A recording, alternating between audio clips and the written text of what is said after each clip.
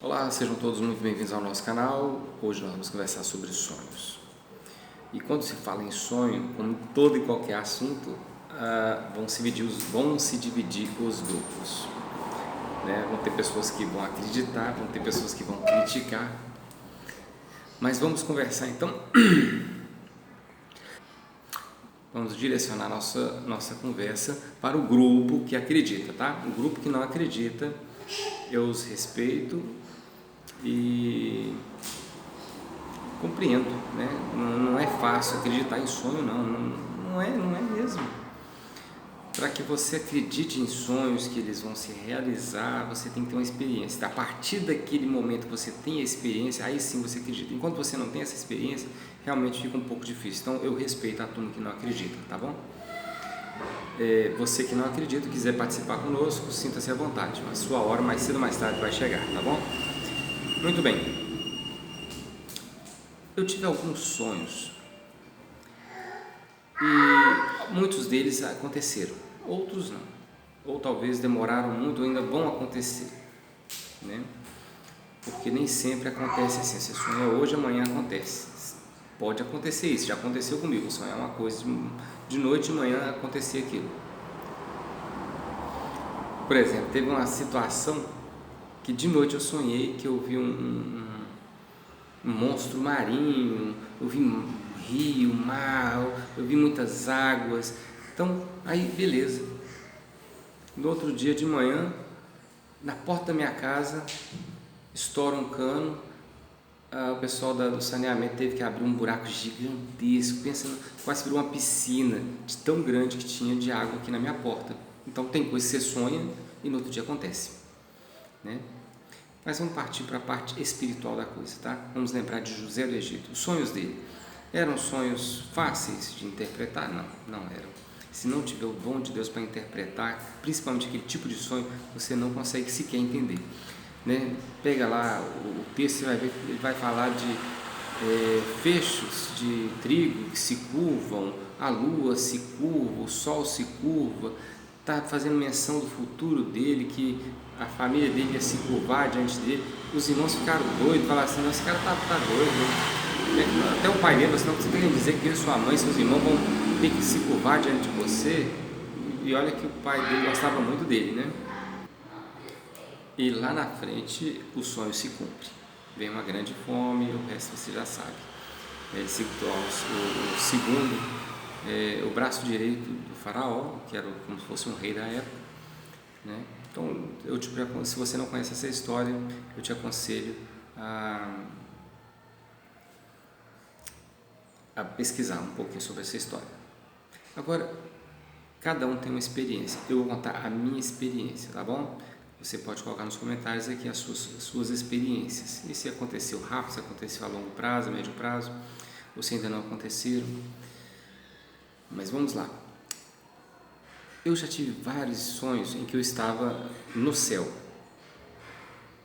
Se era representação daquilo que está para acontecer ou se era real, eu não sei. Para mim, eu acredito que foi real. Alguns sonhos, eu não consigo lembrar todos.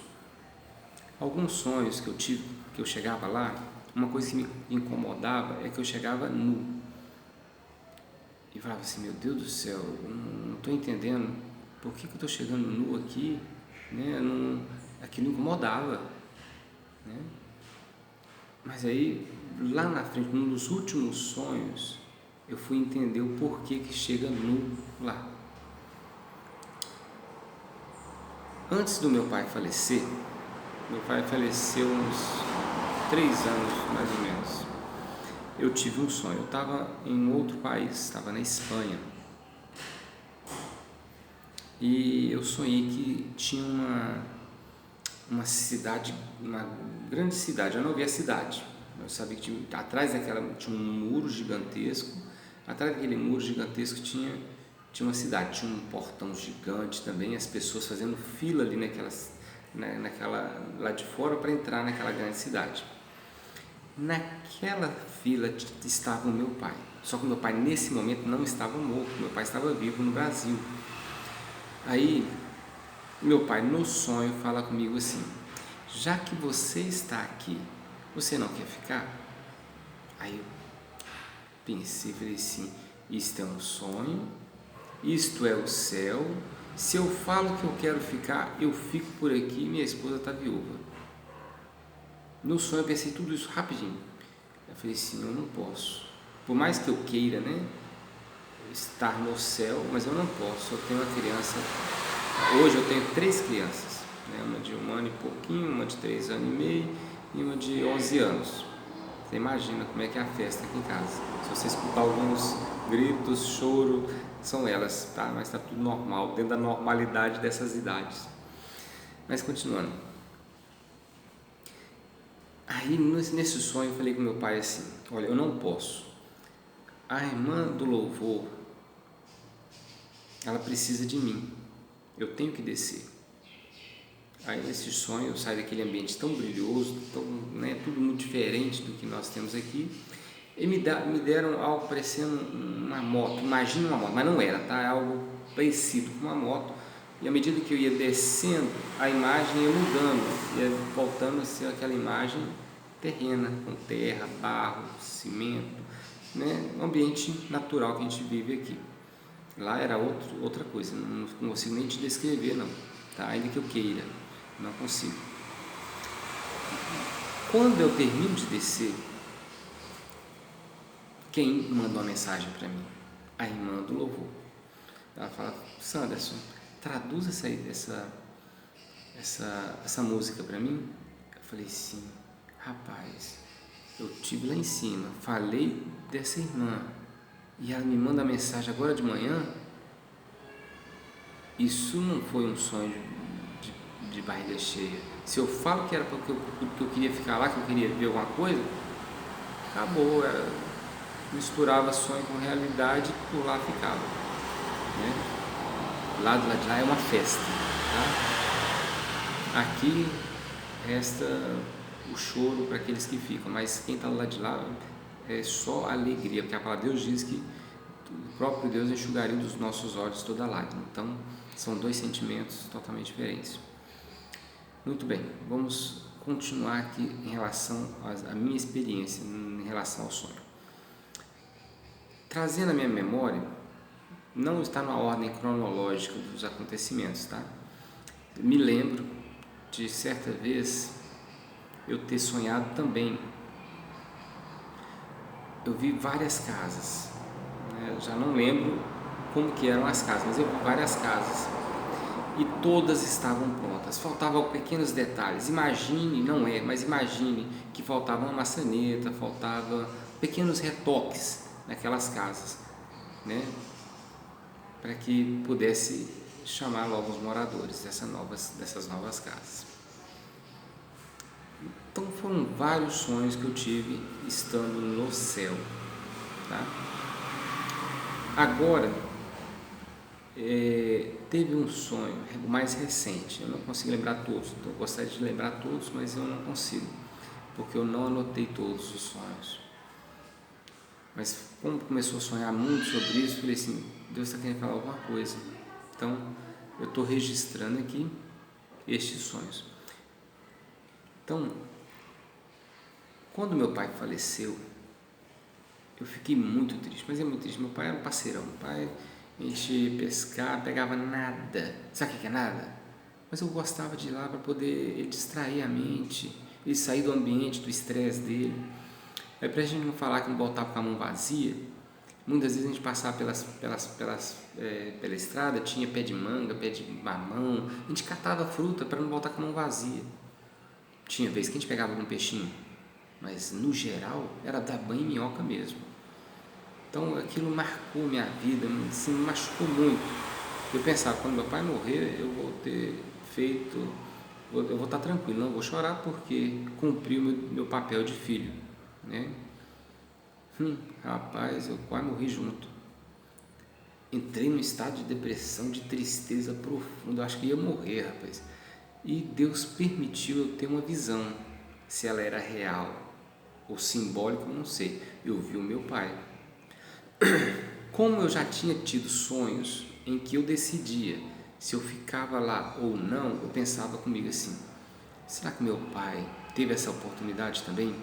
Se ele teve, será que ele foi tão egoísta de não pensar em nós e quis ficar por lá? Aquilo me machucou, me magoou tanto, que eu falei assim, Deus, se algum dia o Senhor permitir que eu veja o meu pai em sonhos, me dê a capacidade de dominar o sonho, porque no sonho você não domina, você só percebe as coisas, você não sabe nem o que você fala, você não domina nada, você é apenas um coadjuvante.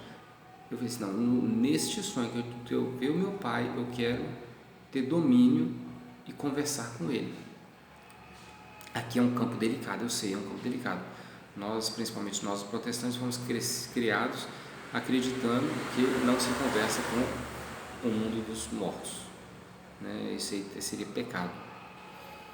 Mas quem manda na regra é Deus, então eu só vou te falar assim, pode ser que simbólico, tá? Não precisa ficar tão arrepiado aí não. E neste sonho meu pai aparece para mim. Eu falei, pai, por que o senhor foi embora? Ele falou assim, ele não me chamou de filho, me chamou pelo nome, Sanderson. Ele falou, Sanderson, eu não decidi, eu não tive decisão, eles me recolheram. É a única coisa que eu lembro deste sonho. E aquilo trouxe uma paz ao meu coração. Por isso que eu falo, eu não sei se foi real ou simbólico, eu sei que foi da parte de Deus para trazer um consolo no meu coração, porque eu estava caminhando para a beira da loucura, beira do suicídio, beira de qualquer coisa. Eu estava muito triste mesmo. Então, na sua infinita misericórdia, Deus permite que eu visse o meu pai em sonhos. Só na eternidade eu vou saber se aquilo foi real ou não, tá? Então, eu não quero aqui bater o martelo. Viu meu pai? Não. Pode ter sido simbólico, né? Aqui para mim não faz diferença, tá? O importante é que Deus me deu um recado. O seu pai não teve escolha. Eu o recolhi. Cumpriu o projeto dele aqui, homem que pregava, ele era alfaiate. Toda pessoa que chegava lá e colocava um folhetim na calça da pessoa, são muitas pessoas que o pai evangelizou, levou para o reino dos céus. Que Deus o tenha, né? Ainda dói muito, mas hoje eu consigo dominar a situação. Antes eu não conseguia sequer conversar sobre este assunto. Porque nós, seres humanos, nós não fomos criados para morrer, né? Deus, quando criou Adão e Eva, Ele criou eles para a eternidade, né? A morte só entrou devido ao pecado. O pecado, o salário do pecado é a morte, né? A Bíblia diz isso. Então, uma vez que pecou, entrou o pecado.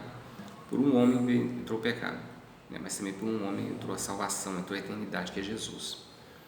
Muito bem, vamos voltar ao nosso assunto aqui. Outros sonhos que eu tive, eu sonhei que eu estava no céu.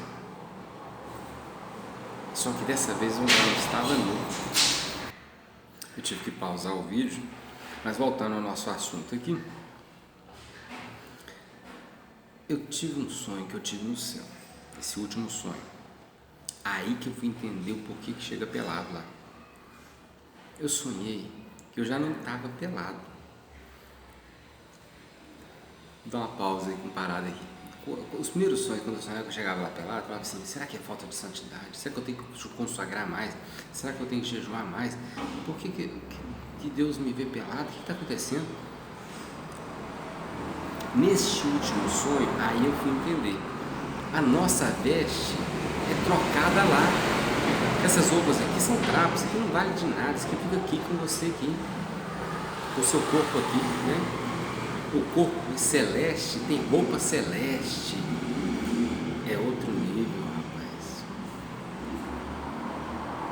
O meu pai, quando eu vi ele, estava mais alto, mais novo e com a roupa faz lembrar essas roupas que a gente vê em filme, mas não é igual, é um pouquinho diferente. Também não consigo te explicar bem. É como se tivesse bolsa, alguma coisa diferente. Era diferente, não dá para te explicar. Mas é roupão. parecido com aquelas que a gente vê em filme. Neste sonho que eu tive, esse último, eu vi que eu estava com o bom daquele. Eu tenho 1,68 m de estatura média. Nesse sonho, eu estava talvez com 1,80 m, 1,90 m, não sei. Eu estava mais alto, mais novo, cabeludo. Não estava careca, não, estava cabeludo. Estava sorrindo, rapaz. Não tinha tristeza na minha alma, não. Com alegria só. Tinha um ser, como se fosse um alfaiate, me vestindo, me pegando as medidas, né? Preparando tudo. E eu sorrindo, vendo aquela coisa toda, sabe? Eu chego a me emocionar. Cumpriu, estava já recebendo a sua recompensa pela... É difícil até de falar, cara. A vida cristã aqui na Terra, ela é difícil, mas fica firme. O que está esperando a gente do outro lado, não tem como descrever, não tem. O que a gente vê lá, acho que é só uma rapinha. Deus não vai mostrar tudo. A Bíblia diz: nem olhos viram, nem ouvidos ouviram, que Deus tem preparado para aqueles que aceitaram Jesus, né, que confessaram, que fizeram a vontade de Deus, falando no linguajar que você consiga entender, porque nem todo mundo lê a Bíblia aqui, né? Então, meu irmão, o que tem lá é infinitamente melhor do que existe aqui. Isso aqui, pensa, olha, eu já viajei a alguns países muito bonitos, né? Na Europa tem países muito bonitos, mas nada do que eu já vi aqui na Terra se compara com o que Deus preparou para nós lá. Não troque a sua salvação por nada, nem por dinheiro, nem por companheiro. Olha, tem um irmão que faleceu, eu esqueci o nome dele, um senhor já velho. Ele falou assim: eu vou estar lá breve, né? Quem já viu esse vídeo vai lembrar aqui. Mas nem todos que vão estar aqui vão estar lá também, né? Eu gostaria de, quando eu chegar lá, apertar sua mão. Aquilo, sabe, aquilo mexeu comigo, rapaz. Antes de eu finalizar esse vídeo, eu quero falar só mais um último sonho que eu tive. Como eu disse, não está na ordem cronológica, tá? Porque eu não lembro. À medida que eu vou lembrando, eu vou colocando no papel e vou passando aqui. Eu tive um sonho que eu vi no céu vários relógios. Os relógios estavam não assim, mas estavam assim, como se fosse uma nuvem, tá? Vários relógios. De maneira que quem olhasse para cima ia ver eles assim. Relógios pequenos, relógios grandes, vários relógios. O céu, até onde eu lembro, acho que estava meio acinzentado. A cor não lembro perfeitamente, mas que tinha vários relógios, tinha. Vi neste sonho também um banco de igreja onde as pessoas iam sentando. E eu estava sentado naquele banco, outras pessoas eu não lembro o rosto delas, e aquele banco, imagine que isso aqui é o banco, imagine que aqui tem 2 trilhos como se fosse de trem, né? E o banco corria naqueles trilhos, de maneira que eles estavam entrando como se fosse um templo. E à medida que aqueles bancos iam se alinhando no templo, nas fileiras, ia formando aquele grande templo. Enquanto eu estava naquele trilho, chegando já àquele grande templo, eu perguntei assim: mas e minha esposa? Cadê a Vilma? Alguém falou comigo assim: não se preocupe, ela vem logo atrás. Creio, quando o Senhor me recolher, ela também não vai demorar muito, né? Data? Não sei. Hoje eu não poderia sequer imaginar, né? Pode ser daqui 1 ano, daqui 5 anos, 10 anos, 20 anos, 30 anos, 50 anos, não sei. No andar da carruagem que a gente está vendo aí, eu não acredito que demore muito. Por quê? Eu sou um homem novo, sou de 74. na data desse vídeo aqui, nós estamos em 2021, tá? Mas tudo se encaixa, ou nós estamos na grande tribulação, entrando na grande tribulação, alguma coisa está acontecendo, não sei aonde nós estamos não, mas nós não estamos bem aqui para trás não, ou nós estamos no finalzinho do início das dores, alguma coisa nós estamos.